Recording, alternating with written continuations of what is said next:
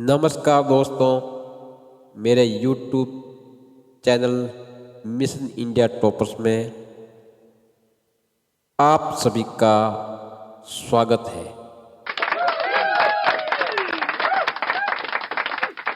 तो दोस्तों, आज हम लेके आए हैं हिंदी कक्षा 10 हिंदी के महत्वपूर्ण प्रश्नों की श्रृंखला भाग 2। इससे पहले हमने भाग 1 पढ़ा था और लगभग जो मैंने प्रश्न बनाए उसमें पूर्ण रूप से आने की संभावना है, तो आप इसको सोते समय ज़रूर पढ़ें। तो यदि आपने मेरे चैनल को सब्सक्राइब नहीं किया तो सब्सक्राइब करें, लाइक करें, शेयर करें। धन्यवाद दोस्तों।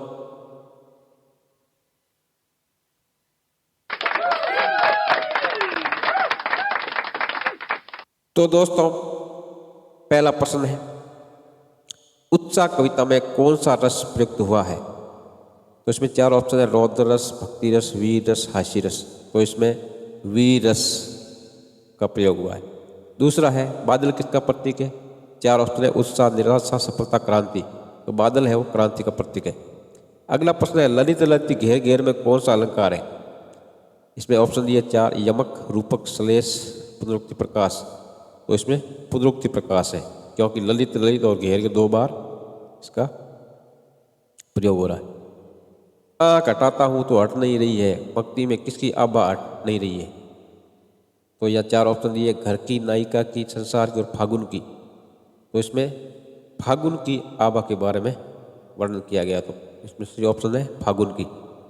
कवि ने बादलों की तुलना किसके घुंघराले बालों से की है? तो इसमें ऑप्शन है योद्धा, दूसरा नायिका, तीसरा बालिका और शिशु। तो कवि ने बादलों की तुलना शिशु के घुंघराले बालों से की है। अगला है, पाठ पाठ शब्द का क्या तात्पर्य है? तो पाठ पाठ शब्द तात्पर्य है जगह जगह, बाहर भीतर, घर घर, कदम कदम। तो इसमें सही ऑप्शन है जगह जगह, यानी पाठ पाठ जगह जगह। अगला प्रश्न है, अट नहीं रही है कविता में कौन सा गुण है? तो इसमें 4 ऑप्शन दिए हैं, प्रसाद गुण, माधुरी गुण, ओज गुण और कोई नहीं। तो इसके अंदर प्रसाद गुण है, अट नहीं रही कविता में। कवि ने बादल का मानवीकरण किस रूप में किया है? तो इसमें 4 ऑप्शन दिए, बच्चे के रूप में, घोड़े के रूप में, बगुले के रूप में, उक्त सभी के रूप में। तो कवि ने बादल का मानवीकरण बच्चे के रूप में किया है। उड़ने को नभ में तुम पर कर देते हो, पंक्ति में निहित अलंकार बताइए। तो इसके अंदर रूपक अलंकार है। उड़ने को नभ में तुम पर कर देते हो, इसमें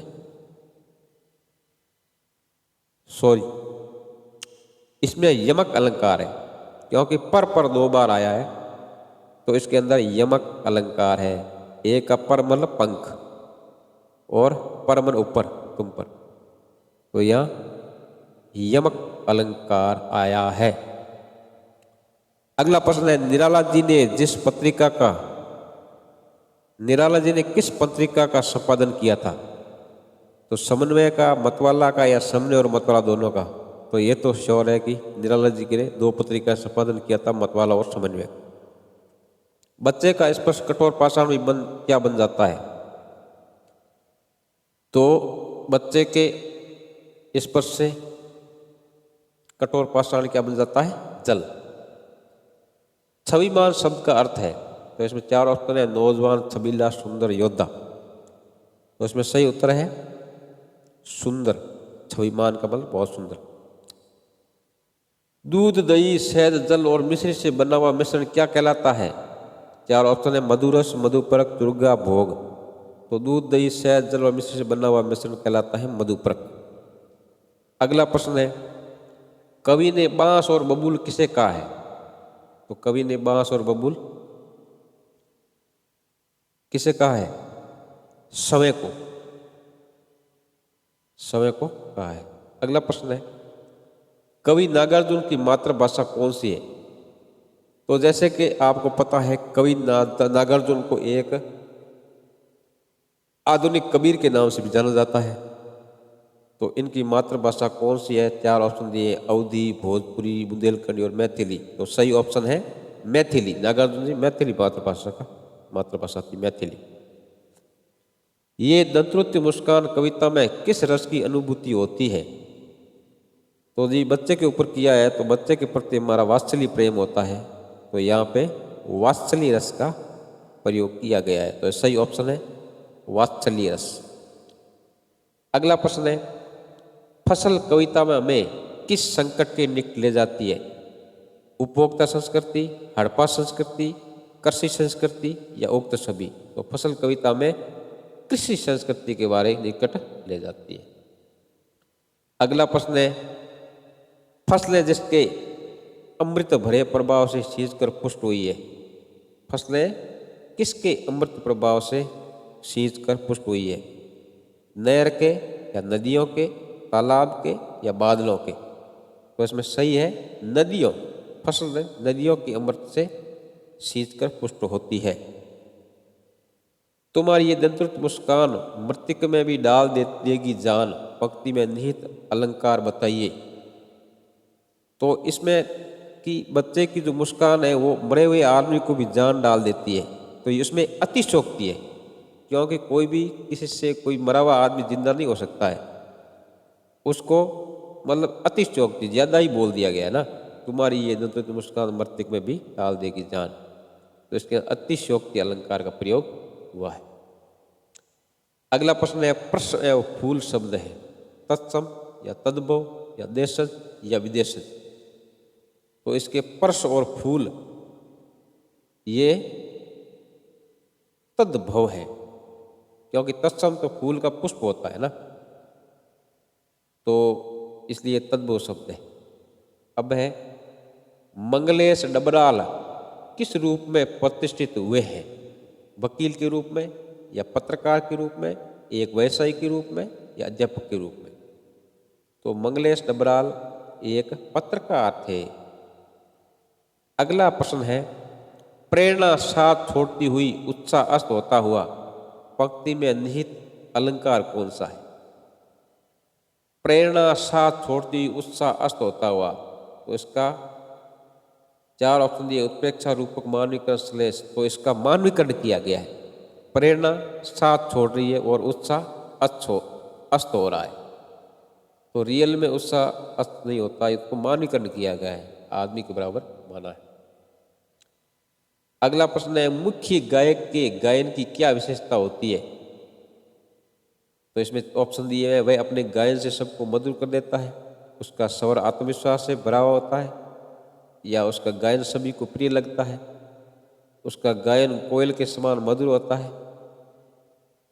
सबसे सही सटीक उत्तर है, उसका स्वर आत्मविश्वास से भरा हुआ होता है। अगला प्रश्न है, मुख्य गायक को क्या समझाने के लिए संगीतकार उसका साथ देता है? तो इसके ऑप्शन दिए हैं, गाए जा चुके राग को पुनः भी गाया जा सकता है, वह उसको ढांढस बनाता है, वह बताना चाहता है कि अकेला नहीं है, उक्त सभी। तो ये उक्त सभी सही है, क्योंकि संगीतकार है वो हर तरह से उनको पीछे पीछे गाता है, उसको ढांढस बनाता है। अगर वो बीच में श्वास लंबी खींच देता है तो उसका साथ देता है, और वह बताना चाहता है कि तू गा, मैं तेरे साथ हूँ, अकेला नहीं है। तो ये सभी। अगला प्रश्न है, अंतरा। अंतरा का मतलब क्या है? अंतरा का मतलब है गीत का चरण। अंतरा होता है ना गीत का चरण, तो ये आपकी किताब भी है एक अंतरा। आवाज से, अगला प्रश्न है, आवाज से राग जैसा कुछ गिरता हुआ, पंक्ति में प्रयुक्त अलंकार है। तो बच्चों, आवाज से राग जैसा कुछ गिरता हुआ, तो इसमें कौन सा अलंकार है? इसमें है उत्प्रेक्षा अलंकार। अगला प्रश्न, सरगम को लांघने से कवि का क्या अभिप्राय है? उसके 4 ऑप्शन है, संगीत को छोड़कर निरंतर ध्यान देना, मूल स्वर भूलकर अंतर की जटिल तानों में खो जाना, या संगीत की गहराइयों में उतर जाना, या सभी कथन सत्य है। तो सरगम को लांघने का मतलब क्या है? मूल जो स्वर होता है उसको भूलकर अंतर की जटिल तानों में खो जाना। उसको बोलते हैं सरगम को लांघना। अगला प्रश्न है, जैसे समेटता हो मुख्य गाय का पीछे छूटा हुआ भाग, छूटा हुआ समान, पंक्ति में प्रयुक्त अलंकार कौन सा है? तो जैसे समेटता हो मुख्य गाय का पीछे छूटा हुआ समान, तो ये इसमें भी उत्प्रेक्षा अलंकार दिया गया है। अगला प्रश्न है, अनहद का कविता के संदर्भ में अर्थ है। अनहद मतलब असीम मस्ती। इसमें चार ऑप्शन है, सीमाहीन, असीम, अनंत और असीम मस्ती। तो अनहद का मतलब है असीम मस्ती। अगला प्रश्न है, ढांढस बंधाना, ढांढस बंधाना का प्रयोग शब्द।